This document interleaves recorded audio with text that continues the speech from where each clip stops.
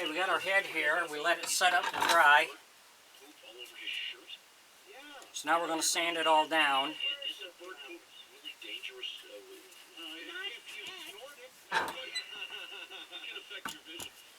And I'll use this for the small spots that I can't reach.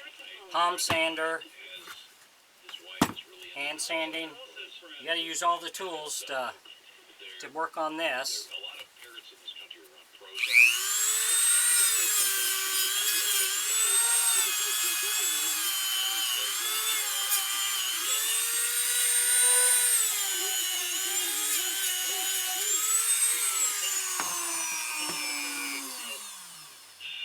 And then we'll use our palm sander for the big areas.